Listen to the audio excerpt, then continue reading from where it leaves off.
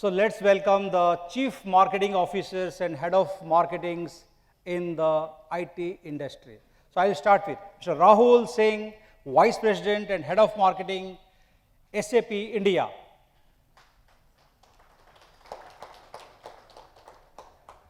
Welcome, Rahul. Welcome. Naved Chaudhary, Head of Marketing, Ingram Micro.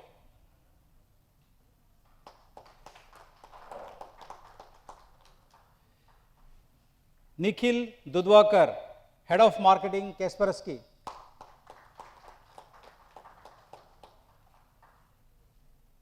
Prasenjit Roy, CMO, Entity Global.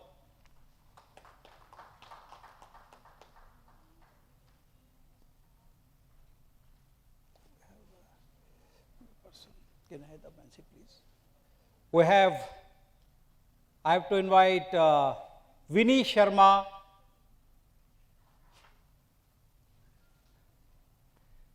Director APJ Securinix.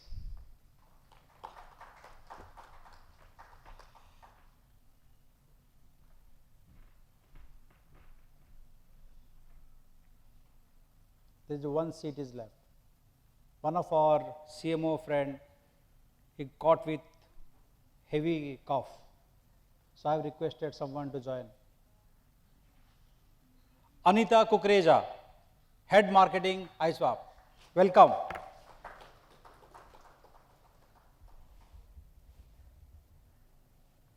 I'm glad that from morning I have not heard any cough inside the room.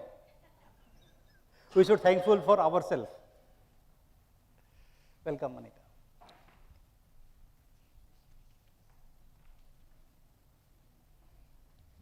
All CMOs are guarded by the ladies, both sides, left and right.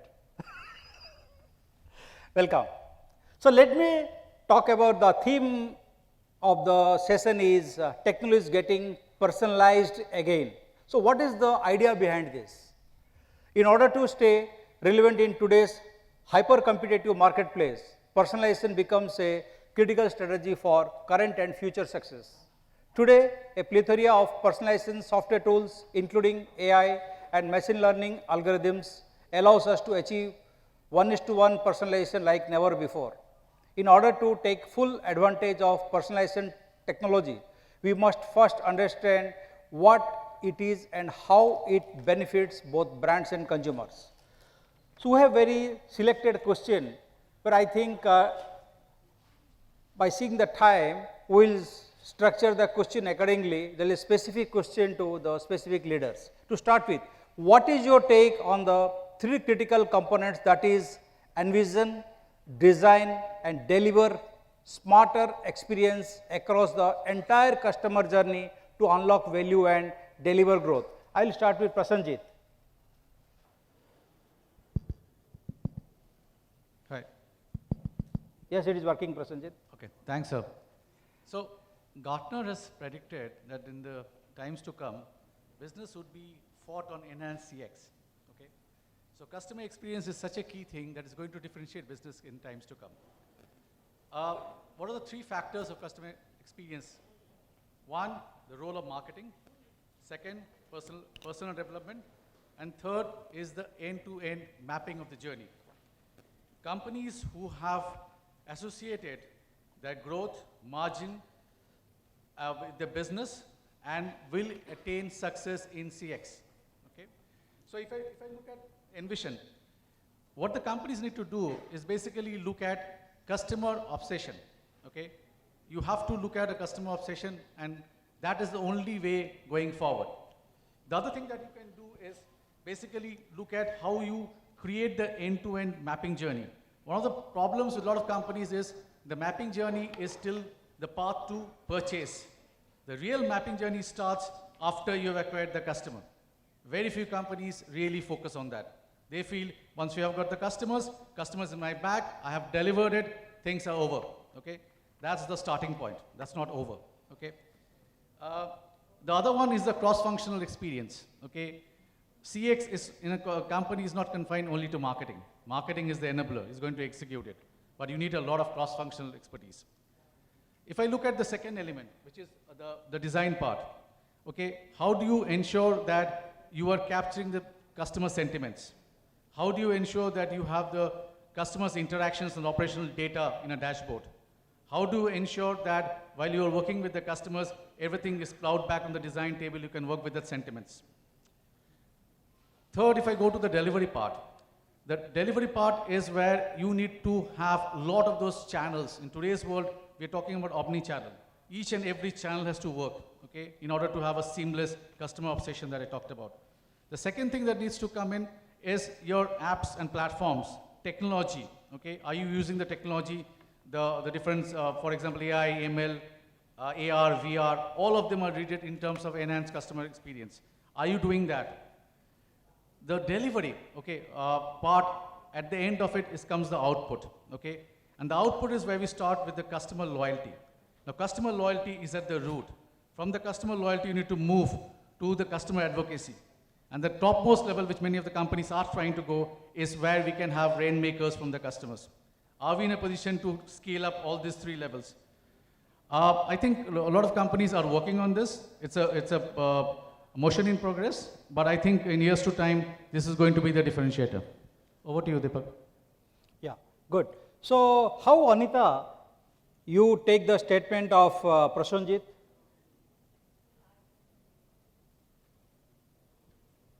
Hello? Yeah.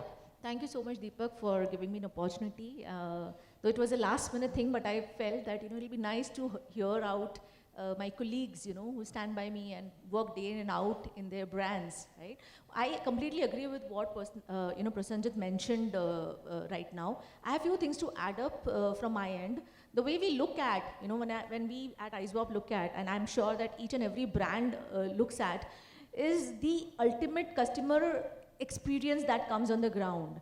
It is about the journey that's mapped right from the beginning of a call being, for example, somebody has visited my website, the kind of time that we take to respond back to a customer or a prospect is very, very important. Right from there, the customer experience journey starts. And right up to, like Prasenjit mentioned, even beyond the sale has happened. It does not end that you have received a sale or you have really onboarded the customer. It still continues beyond that. Many companies do forget about that. They do not pay attention to that. But that's the biggest mistake any brand or any company would make. Because, if you're not really looking at the complete mapping the journey and the entire cycle, it is definitely going to impact the brand over the long haul. Because it is not a short-term goal, right? It is also about hand-holding and being there for the customer whenever required. And I think that sums up as a customer journey that is to be, kind of provisioned as a customer experience handhold. Good. Nikhil, what is your take on it? Is it? Okay. Thank you, Deepak. While I'm going to echo what my friends here are talking about, I would like to take this opportunity also to, while I address the eminent audience here, primarily the IT decision makers, the customer journey is, in the marketing terminology, we define primarily right from the start about our business goals and marketing goals, right? But when it comes to the journey, here we are also talking about the subject of personalization. It involves various tools and automation or machine learning tools that marketers do use for this journey that we want to take for this customers. And here is where the understanding has to come from, even from the IT heads and IT investments. So how do we take this journey through? I would say the three pillars the three stages that you spoke about, envision, design, and delivery. They are not just three stages, but they are the pillars across the entire journey. They just don't go away. You have to have the envision part, the design part, and the delivery part all throughout the journey, whether it's a new customer or it's a existing customer. Most of the times our marketers are pressured primarily from the new customer acquisition or our ROI, but it is also important that we invest into technology, into personalization or AI or automation, and that's where the support comes from the IT leaders within the organization to invest into this technology. So it is a very critical part for marketers and as well, not just marketers, but for the entire organization. I would say to make sure that this journey continues, with the support of the entire, organization leaders. Good. So I would say ki Rahul, Naved and Vinny, if you are, whether they have completed entire cycle or anything they left out. No, I think they covered the entire cycle, but I kind of resonate with what Prosenjit mentioned, right? Very often personalization is kind of relegated to the front office or the marketing folks to achieve, but it is really a cross-functional, cross-enterprise endeavor, right? And because of all that technology that is available today, I mean, maybe 15 years back, just being able to send an email with the first name and the second name was personalization, especially in our B2B marketing. But I think with the advent of technology, I think you can customize products, you can personalize services, etc., etc. But all of that is not only the domain of marketing. It requires cross-functional involvement, expertise, and above all involves mindset across the organization to achieve personalization. So that's what I wanted to add. Wonderful. Vinny, do you agree that CIO means is the Chief Information Officer? Someone they talk about Chief Investment Officer. Okay. Do you think that CMO is talk about Chief Innovation Officer? Of course, I think it's something that, again, as Rahul was mentioning, that whether it's a CIO, it's a CMO, we all have to, work together as a team. I might envision that this is the roadmap that I have for the organization, or this is the way forward that I want to go ahead with. But if I don't have the support, or our thinking is not in line with each other, then I think we'll not be able to reach to the objective that we are gunning for, right? Because at the end of the day, whatever different departments are, and especially from a B2B standpoint, whether it's it's the channel, it's the marketing, it's your sales team, different cross-functional teams, but until and unless we are not, we might have our own sets of views, we might have our own set of healthy arguments from time to time, but we are all envisioning to reach at one common goal, that is the objective of the organization. Naved, you have dealt with so many corporates. Yeah. More than 200 corporates you must be dealing with. What is your experience? Talk about it. Yeah, so the thing is, it's, my friend said, we are sitting on loads of data, but it's not the responsibility or just marketeers can do that. It's a joint effort by CIOs, CTOs, marketeers, as well as the sales function. What happens is that data has to be nurtured. You need to keep a tab on the buying behaviors and other elements as well that help you go back with an experience model so that the end-to-end journey is taken care of. It's not at one end or the other end. If you have to work jointly, come back with solutions which gives a seamless customer journey and doesn't end there as well. We need to go back, maintain a loyalty, have programs like those so that there is a brand loyalty as well as a product loyalty getting created. So I think that's the crux of it. Wonderful.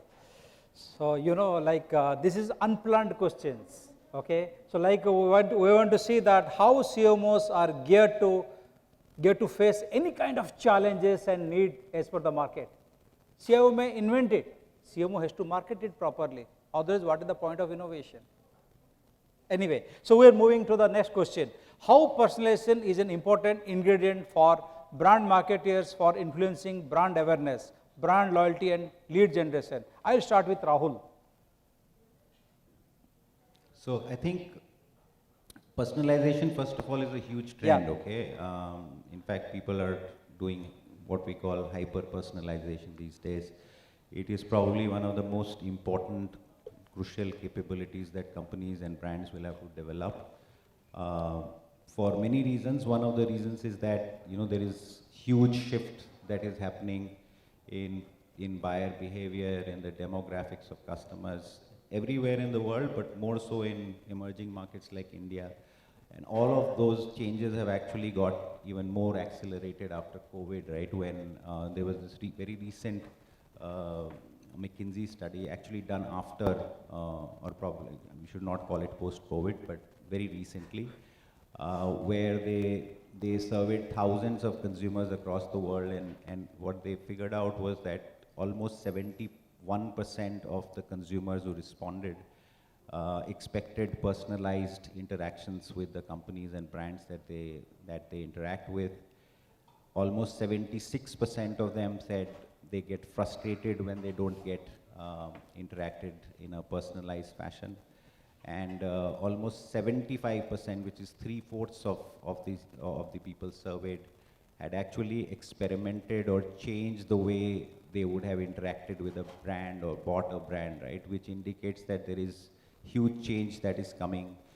Look at India itself. I think a significant part of our population is under 25, which is unlike anywhere in the world, right? And as a result, we have very little understanding of, and remember, these are consumers who don't have the baggage of our generation, or our parents' generation. So the way they approach brands is not with the same degree of loyalty that we would have approached, right? Which makes things very, very complex.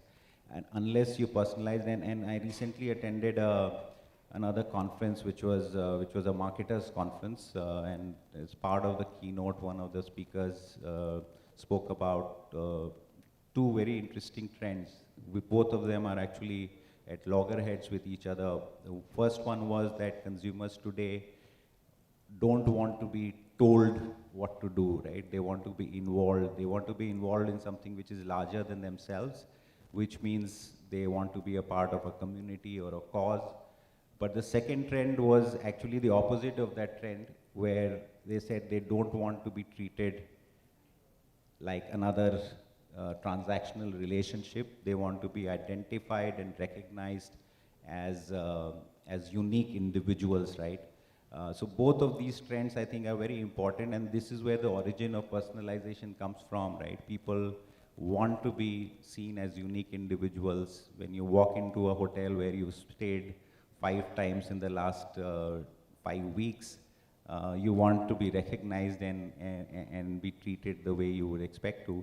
But once, and typically what happens, and by the way, we may talk as much about personalization as we want, but I think we are at a very, very nascent stage, especially in markets like India, where you walk into that hotel and they ask you, sir, have you stayed with us before, right? That's the worst kind of personalization you can have in the services industry. So clearly, this trend is going to stay. It is actually going to become stronger. So companies and brands need to start investing in personalization. And as I said, it is not. There is humongous amount of technology available to enable personalization, but unless you have the mindset and unless you believe that this trend is going to be a differentiator, that change is not going to happen. You're right. Personalization is good, but hyper personalization is a risk. Yeah, Vinny, over to you. You want to add? All right. I would like to keep this very, very simple. Personalization was always there, right? The trends might have changed, but we have seen that brands have personalized, maybe personalized ads in the past according to what they perceive is their audience. Okay, let me take an example, and you must be knowing, washing powder Nirma. Who used to use it in the past? Our mothers, right? All the time. And if you see the ad of Nirma, you would always see women in that ad, right? Earlier. So there was a personalization that was done, keeping in mind or perceiving that women in the house are the ones who are, washing clothes. They are taking care of everything. So the ads used to be more focused towards the women, right? Now we come to today, right? Now we don't know whether the men of the house or the women of the house who washes the clothes. it depends on who buys it from Amazon and in whose basket it will pop up again, whether it's Rahul or his wife, right? So, but now it's more data driven. So we will only be, the products would be thrown upon us on the basis of the data and the analytics that has been showcased by the AI-driven tools that are working in the backend. So I think personalization has grown according to very, very specific needs because we are now aware of the needs. Earlier there was a certain amount of personalization that was always there, but there was a perception that people used to have, and then the products were being personalized according to a certain amount of perception. Now we don't need that perception anymore because we have so many numbers which support that this is the kind of personalization that we need to do, and it's very, very imperative because one size doesn't fit all. Every customer, every organization, that we as an OEM go to, right? They would, there was a time when the customers used to be very happy and excited listening about, okay, what are the kind of customers that you are serving in US, okay? Give us some customer references. But now, in today's times, if we go to a customer, he would always ask, don't tell me what your organization is doing in Europe or in US. I would want you to tell me what are you doing very specific to India, so that he would want us to go into a level where have we personalized something, have we personalized a tool, something which is very specific to his peer within the same segment, and then he would come back to us stating that this is what I would need, maybe something which is very similar or something which is very customizable, and if you are able to, give me what I need, is then which will make me happy. And it also helps in personalization. Doesn't only help in acquiring a customer, it also helps in retaining a customer for a very long time, because at the end of the day, customers are very specific on what they need, and if you are able to give them what they need, is going to make them happy, and at the end of the day is going to give all of us a retained business. Wonderful. So Nikhil, you want to add something to it? Okay, so again, I want to echo what Vinny said about personalization has been always there. It was a good time when your friend used to recommend you certain things and you used to just go and buy it, right? And as Rahul said, personalization earlier in B2B days used to have just name. You put a name on the email, becomes personal. But personalization is not that today. I think everybody in this room would have, screamed out if you think that your phone is listening to you, right? The personalization has reached to that stage. But why it is more important ingredient for the marketing in terms of personalization is it basically going to help your customers to get the preference and recommendation. So when it comes to the word personalization, and we have been talking about personalization, there is a very thin line between being personal and personalization. So I would rather say the recommended or preference-based marketing is the right word to that. For example, today, I think most of you would be watching, a random movie which the Netflix is recommending you. Or in fact, 30% of Amazon sale usually comes from things that they think you can buy. Those kind of things are definitely helping as a personalization. But as a marketer, we need to understand where do we draw the line of personalization. I would say at least 2/3 of this audience in this room would really want to buy something which is being recommended, or they are receptive to buy due to personalization. But you will creep out, if this goes more personal. So the question that people ask is how and where is my data being used? And that's where the marketers really walk the thin line between going personalization or not to go to personalization. And these kind of questions definitely arise, and it depends upon where and which bucket actually start using this personalization. You cannot use the personalization just because there's a complete cold database or a new customers. I would really recommend a personalization where you have gained the loyalty of your customers up to a certain limit. For example, the customer is openly subscribing to certain things that they want. They want to see your newsletter daily or a weekly or a monthly, or they want to see your products and services specifically to certain things. This is where you start gaining the consent and maybe starting the journey of personalization. And that is what I feel personalization journey Wonderful. has to be taken at that point of time instead of making it as a creep marketing. Wonderful, thank you. So, what we have studied, a study states that the marketing budget are expected to rise by 8.7% in the next year, presenting marketing leaders with opportunities to drive performance and results, but also added pressure to deliver greater ROI and increase revenue. Do you agree with the statement? Over to Naved. Yeah, I agree with the percentage, few points here and there. But Yeah. the marketing budgets and the dollars are increasing by the day. And if you compare it with 2019, it is increasing. And if you compare it by 2020 or 21, it's going beyond that, much beyond that. The only change we need to address is marketeers have certainly become very, very important to the organizations because we are bringing in a lot of customers now.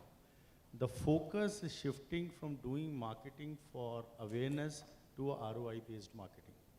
A lot of effort is going on ROI-based. And for that, we need to be closer to the customer, closer to the partners, doing campaigns for them, understanding what's the problem they have, and finding a solution to that.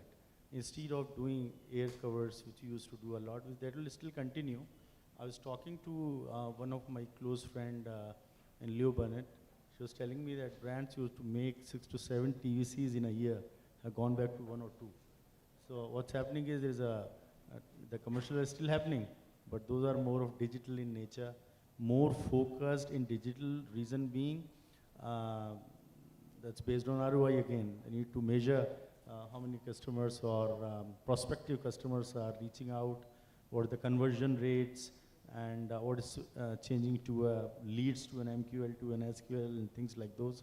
So the campaigns and the marketing efforts are becoming ROI based. That's the need of the hour. And the regular marketing is continuing. But the good part which I'm witnessing is, which I was saying in my presentation also, that digital percentage of the entire pie of marketing spends is increasing. And within digital also, there are new things coming in. It's not that you do a few things on digital, there are new concepts coming in, you need to be evolving there. But the central focus has to be customer. It has to be the heart, at the heart of all the campaigns and the efforts. And I must tell you, you've done a lot of things around that in the past 2 years, and it resulted in great ROIs, which sit on a lot of BI data also. And that BI data throws a lot of, once you dissect the data, it gives us a lot of insights which helps us design the campaigns and then so on and so forth of retention and brand loyalty and things like those. But yes, these are good times and the marketing budgets are increasing by the day. But obviously the larger effort is towards ROI-based marketing. Wonderful. Prasenjit, what is your take on it? So percentage in my No, not I'm talking Prasenjit. Oh, I see. Okay. So Deepak, yes, well, there has been an uptick. I think it still lags behind the budget of pre-pandemic 18-19.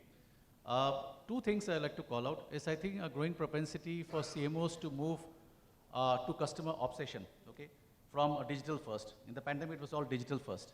So basically what we need to do is we need to have a hybrid omni-channel strategy. We need to clearly map out what customers are doing, what channels they're using, okay, and then build up your strategy around that. So customer obsession is primary. Second, I think the investment, Deepak, has to be on technology, okay. So basically through AI, ML, you create data sets, you get a lot of insights, okay? One of them which comes in very handy is if you can do a propensity modeling of your target segment, you can really get deep down and have an increase in the revenue of 15 to 20%, okay? Those all comes from the data sets that we need to run AI/ML. Second, that can also come in, and basically the earlier question, personalization. Through the data sets, you can be hyper-personalized. You can get down to the level where you can map out which customer needs which offer. If you look at telecom companies, they do it perfectly well. Each of us in this particular panel may have different providers, and each of them will get a different offer based on its usage and seasonality, okay? Coming back to the ROI, yes, I think CMOs are playing a very pivotal role. They are now integral part of the entire business, starting from the first part of the journey to the last part. And ROI is intrinsically involved in it. Like for example, in my company, we carry numbers, okay? And we have to justify for every rupee spent, okay? So we have looked at matrices which could be in terms of the funnel, in terms of lead conversion, in terms of MQL to SQL, in terms of how it affects the final win, and overall profitability in the deals that we do. So everywhere marketing plays a part. Wonderful, wonderful. So I have next question to other panelists, like, is there any need for creating data-driven, enriched customer experience focused on real people? I'll start with Vinny. Is there any need for creating data-driven, enriched customer experiences focused on real people? Of course, I think everything nowadays is very, very data driven. Anything that we do, whether it's me or the audience is sitting here, whatever projects that you take on, whatever campaigns as a marketer that I personally take on, it has to be very, very data driven. What our customers are looking for, what are the prospects nowadays are interested in, what is it that they would want to hear? Because it is not about us, all right? It is not about what we would want to share to the external world. It is more about what customers would like to hear. What is their need? What are the kind of information that we can provide them in for them to make holistic decisions? For example, in terms of cybersecurity, if they want to invest in a cybersecurity tool, until unless we people don't give them the relevant information, or we don't build content which makes sense for them, and they're trying to understand a lot of things. If they want to invest in, say, analytics, all right, they would want to understand that what is the need of my organization, and how does the content that has been mapped out, or whether it's anything that we put together for them, whether it's a white paper, or whether it's a lead gen campaign, or whether it's an event or a round table that we are putting together, it has to make sense. So I think, and these kind of conversations also help us in understanding and reaching back to the to your question earlier, Deepak, on personalization, right? The more information that we get from our customers, the more their behavioral patterns we are able to understand, the more we'll be able to personalize to the needs that they're looking forward from people like us. Wonderful. Rahul, how you will position and respond this question? Well, I think I did touch upon this earlier, right? I totally believe that this is probably, the data-driven marketing piece is absolutely crucial for companies for 2 or 3 reasons that I already mentioned, but maybe I'll stress upon the one that is probably the most important, is the fact that in the last decade or more, I think buyer journeys, irrespective of whether you are a B2B company, you're a digital native or a brick and mortar player or whatever you are, right? The buyer journeys have fundamentally changed. They are not linear anymore. If you recall, at least your parents' generation, if they got a chance to buy, let's say, a car, the journey was very, very straightforward, right? You will save up the money, take the money in a, if you could write a check, great, but you simply would go, because there will be only two models available on sale, right? An Ambassador and a Fiat, and you will pay the money and wait for the vehicle to arrive maybe 3 months, 6 months later. But today, I think because of the choices that are available, because of the information that is available, and the way, you know, the whole human,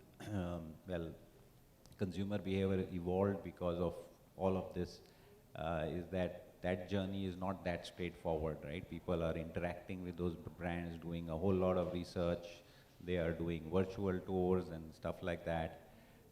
Unless you have enough data to be able to identify what that person is looking for, where else has he been, forget about which other places the buyer, potential buyer may have been. If you are not able to track how he or she has interacted with your brand across multiple channels, you will not be able to, personalize the experience that you offer.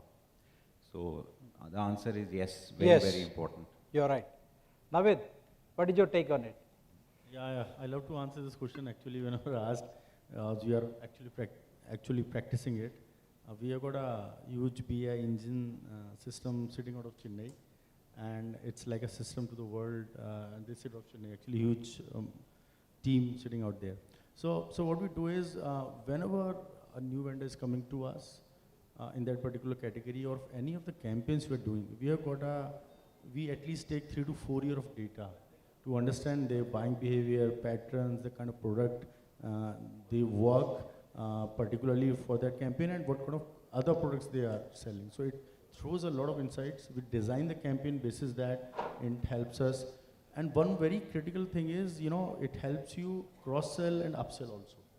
So if you're using your data methods, apart from designing some workable and ROI-based campaigns, you have upsell and cross-sell opportunities also coming up that again adds to the ROI and your marketing efforts. So I firmly believe in data-based marketing, and over a period of time it is gaining momentum, and most of the companies are using it actually. Wonderful. Anita, you want to share some light on it? Yes, absolutely. I think data-driven marketing is the key, right? Ultimately, when you're looking at personalization, you need to empathize. You need to understand your customer very well. If you are not doing that, you will not be able to personalize the way they would want to see at it. For example, if I'm not talking to my pharma customers in their language, their challenges, what they are facing, and how we can help them, achieve that or overcome that, it's never going to work out. Similarly to any other industry, or if you talk about, even for personalization for particular product need or whatever. So I think personalization, of course, and rightly said by my other colleagues, that, data is completely interwoven and, very much important to take those decisions and get those campaigns coming out the way you would like to really, talk to your customers and prospects about. Good. So my next question is, can you share an example of personalization that you have experienced yourself personally or read about and really liked? Let's start with Rahul. I think top of the heap, I think you mentioned, right, Amazon is Amazon largely because of their ability to personalize experiences, the way they make their recommendations, etc. I don't think anybody is even close to them. Netflix, of course, again, someone mentioned, great example of personalization. They know what you like to watch, and they serve you it in the fashion that you want it to be displayed for you, right?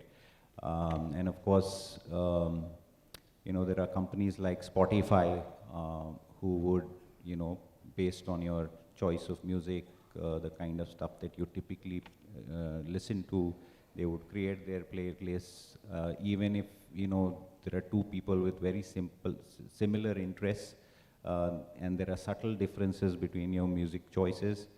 They will take care of that and ensure that your, what you are served or your playlists are highly customized.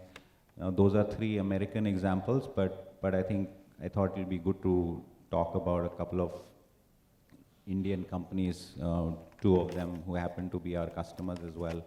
I think Tata, the Tata New Pass, that entire initiative is really about, one, of course, trying to create a unique identity of the customer across multiple brands and companies that Tata represents. So I think that's clearly, I haven't really experienced it completely yet, and I believe, I'm sure it will be going through, cycle of maturity, etc. But I think the idea is a great idea to be able to one, cross-leverage the relationship across the companies and give them a unified experience. And another company which is highly unlikely in this case is Indian Oil, who's working on probably one of the largest CX transformation initiatives called Project Anubhav, where they are kind of again trying to identify, create unique identities for their 20 million customers who would probably buy fuel at their retail outlets, and see how they can cross-leverage that relationship across the life cycle of the customer and across their multiple touch points. So those I thought were probably two great examples from India. Good. Anita, you want to share your some experience? I'll come to Prasanjit. He must have got so many experience because he's selling he's having the largest data center in the country. He will have a lot of experience. Absolutely. I'll come after that. Yeah, sure. So, I mean, yes, I agree with my friend Rahul that, there are so many companies to lay down examples for you and, bring out those on our day-to-day life, of course. What I would like to relate to and talk about is my own experience personally in my own brand that I'm working with today.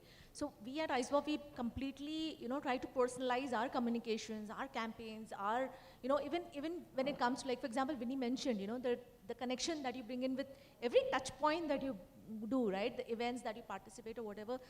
If you're not talking the language that the customer understands, you are out of it. You are not really able to relate to them, connect with them. And I think that's what typically we try to bring in. And I see a lot of the brands that are sitting here also doing that in their day-to-day lives. I mean, why talk about other brands? We ourselves are in our day-to-day lives experiencing it, doing it, and trying to reach out to our customers, understand them so well that you're able to articulate and give them what they want. If you're not able to understand their pain points, their challenges, what they need, you will never be able to give them what it is, and the connect doesn't happen, and you're really out of it. That's what I would like to bring in. So when it comes to any vertical-wise campaign, region-wise campaigns, customers do ask, who's the other customers that you have in this particular vertical that I'm talking about? How are they using it? How can you help me? Each and everything does matter, and that's the example, real-life example that we go on in our personal lives today. Wonderful. Prasanjit, do you want to share your own experience? No, so I'll take a different route altogether, a different flavor, not talking shop. I'll talk about story. Marketers are storytellers. And it's not a story, it's actually a real incident that happened many decades back in Australia. So Coke in Australia was facing a hell lot of problems. Okay, the adoption was very, very bad. So they had the best of the brains fly down to Australia, but they couldn't do anything about it. And then suddenly Eureka struck. They decided through algorithm, they will take around 150 names, most commonly used names in Australia. Okay, what they did, they have the names pasted on that particular Coke cans and put it across. They did a lot of advertising, starting from setting up kiosks where you can go and put your names. They did billboards, they did the digital, everything. Can you believe it? This went viral. Okay, people coming to the kiosk to have their names. Okay, and they call this a share a campaign, share a Coke campaign. Okay, this is one of the most successful personalizations done in a mass product with no differentiation, and this was absolutely eureka. This was actually in the Harvard Business case also. The amount of personalization can affect millions of people, and the profit of particularly this campaign and the revenue went through the sky. Wonderful. Anyone want to add any point? Yes, please, Naveed. I want to add slightly different from whatever has been discussed. You talked about .coms, you talked about apps and all that. I personally was discussing with, called up actually one of the retailers, and a big retailer which is into primarily tech products. And instead of telling me the price, the offers and all that, he asked me what exactly is the solution you're looking at. Then he came on a video call, then he started showing me different kind of products which meets to my requirement, and then provide the solution. So that means, it's not only, the apps and other stuff are coming back to you with certain recommendations, which Raul talked about, the Netflix case and stuff. It's happening at retail also, actually. And they are looking at different means of doing it, using the technology to do it. So which means a lot of personalization is, it comes across our way of life on a daily basis. Wonderful. So we have got a wonderful input. Rahul, you want to add something? I just wanted to add, I think the epitome or the highest level of personalization that can be achieved is the one that the friendly neighborhood kirana store offers, right? Where you can take udhar, you can take, you don't need to buy a specific quantity, he can home deliver, I don't think anybody is able to. The closest that I experienced was the LIC, where the agent would probably be sitting in your office, would be an employee of your office and customize the plan for you. I think that is one great example. But the problem is, I think we are far, far away from, true personalization, because on the way from Gurgaon to this hotel, the same financial institution called me, three different people offering me a loan which I didn't want, or stuff like that. And that's the worst form of data-driven marketing that we can do.